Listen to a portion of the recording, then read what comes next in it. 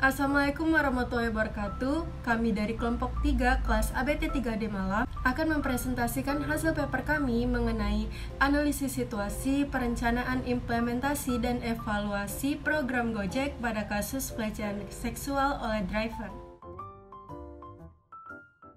Langsung saja, kami akan menjelaskan tentang bab pertama mengenai definisi problem.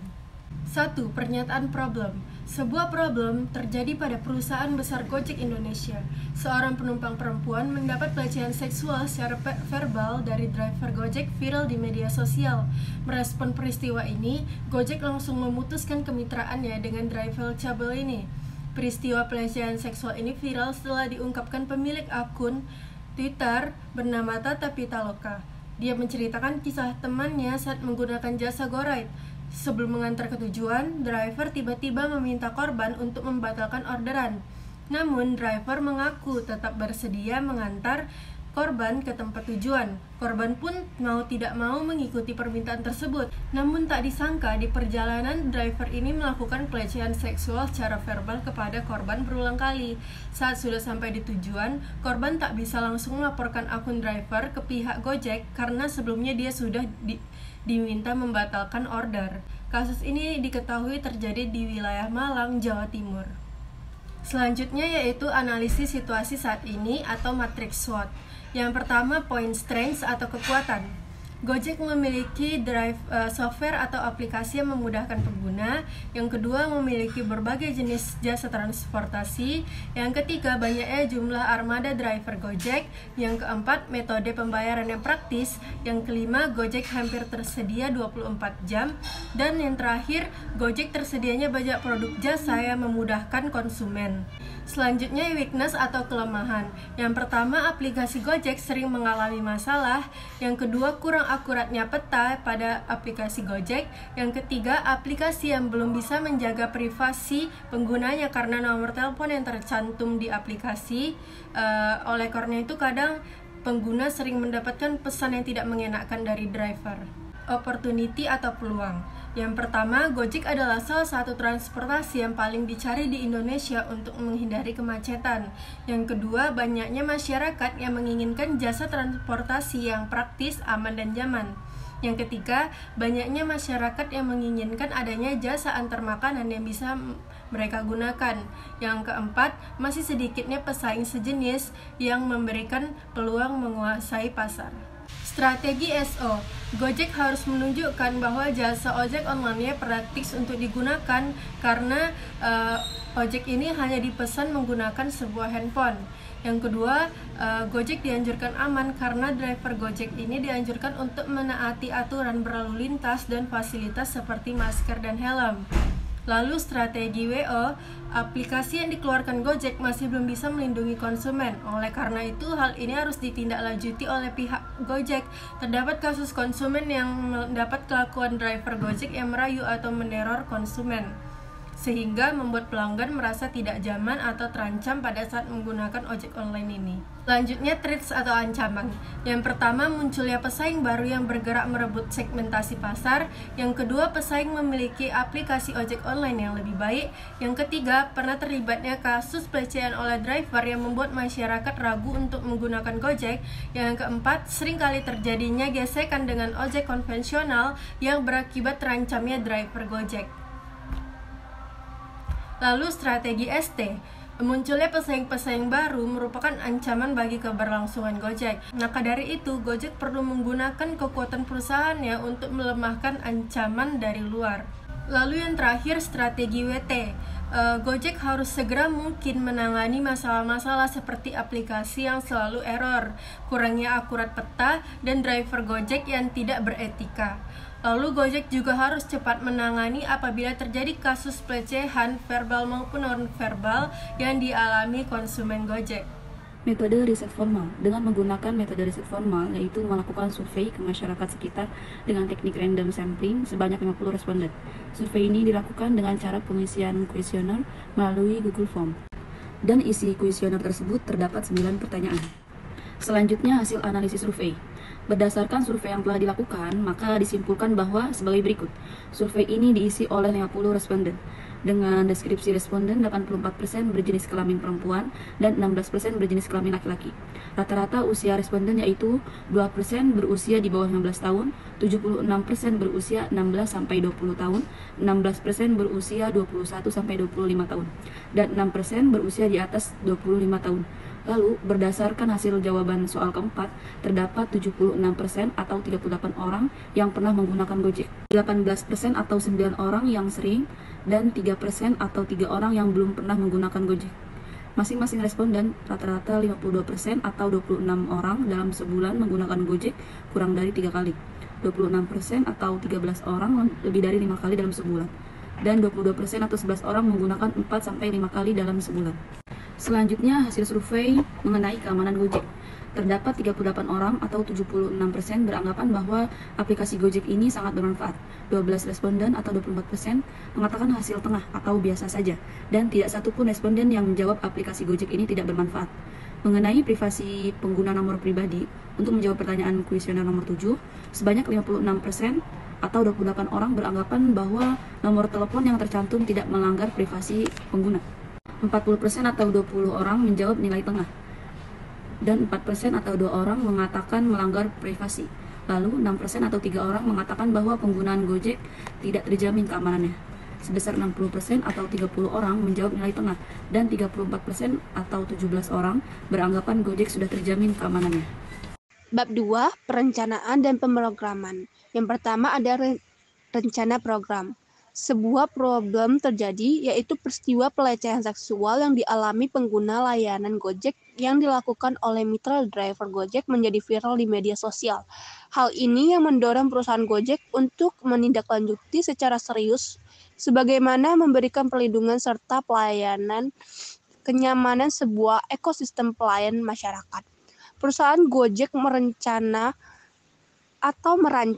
program-program yang akan dilaksanakan sebagai bentuk penanganan serius serta tindakan pencegahan untuk meminimalisir terjadinya pelecehan seksual yang menjadi program-program tepat guna bagi perusahaan dan seluruh anggota ekosistem. Yang kedua, pernyataan misi. Program pasca kejadian yang akan dilakukan perusahaan yaitu memutus hubungan dengan kemitraan pelaku, program pendampingan dan bantuan perawatan maupun pemulihan secara fisik serta psikis korban, serta pendampingan korban apabila ingin melaporkan ke pihak berwenang. Lalu program yang disediakan oleh Gojek pada saat kejadian kekerasan seksual terjadi adalah menyediakan fitur tombol darurat pada aplikasi online-nya untuk penggunaan mengaktifkan bantuan.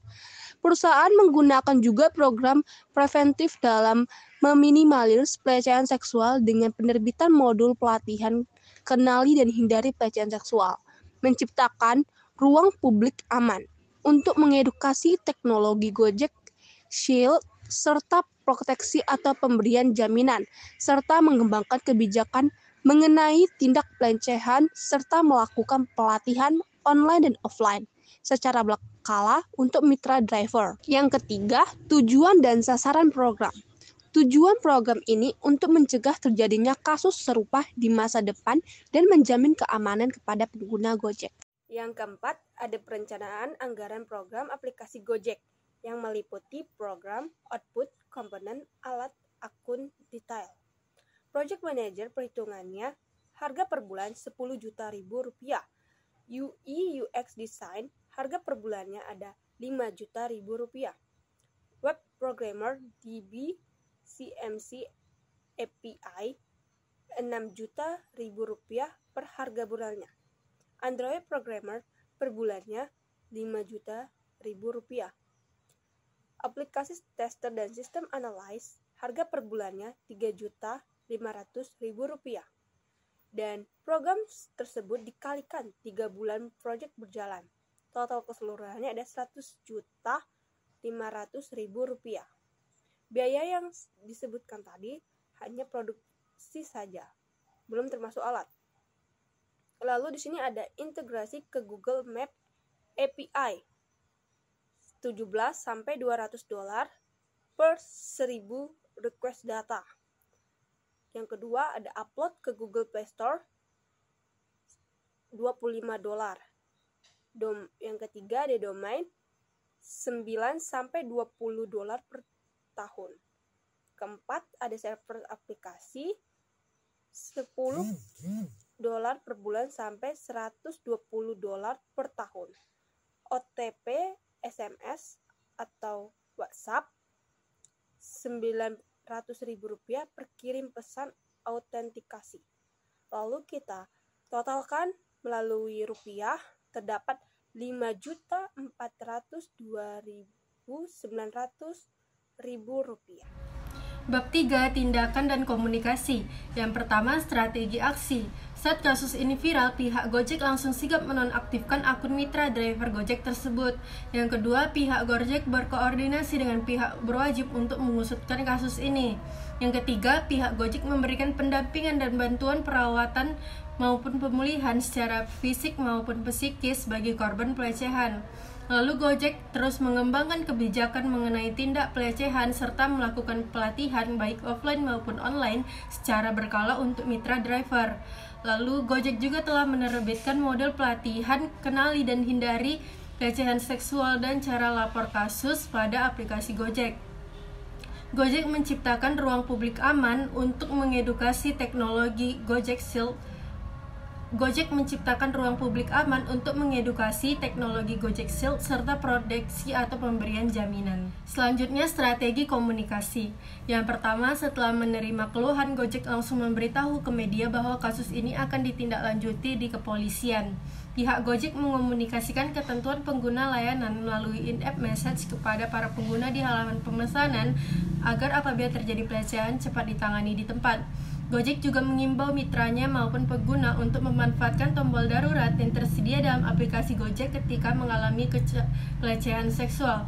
Mitra dan pelanggan juga dapat menghubungi call center Gojek apabila menemukan pelanggaran yang menimbulkan ketidaknyamanan selama proses layanan. Lalu, Vice President Corporate Affairs Gojek, Teguh Parvinanda, mengatakan jajarannya terus mengembangkan kebijakan serta pelatihan terhadap para driver atau mitranya. Lalu Gojek berbicara tegas memberi peringatan kepada driver lain untuk tidak melakukan hal yang sama karena Gojek sama sekali tidak mentolerir tindak pelecehan seksual. Saya akan menjelaskan bab 4 mengenai evaluasi program. Yang pertama itu ada konseptualisasi dan desain program. Apakah program tersebut sudah sesuai dengan tujuan? Program yang telah dijalankan perusahaan Gojek itu sudah sesuai dengan tujuan dan sasaran program. Mereka itu telah membuat website dan halaman mengenai program ruang publik aman untuk mencegah dan mengedukasi pengguna dan driver. Selanjutnya itu apakah peluang tidak terjadinya pelecehan seksual sudah dimaksimalkan? Saat ini tuh pihak Gojek itu telah memaksimalkan pencegahan terjadinya kasus serupa, itu dengan menerbitkan modul pelatihan, membuat program ruang publik aman untuk mengedukasi, serta pemberian jaminan, dan mengembangkan kebijakan mengenai tindak pelecehan dan melakukan pelatihan baik online maupun offline secara berkala untuk mitra driver. Berikut ini bentuk website program ruang publik aman Gojek yang telah dikembangkan. 2.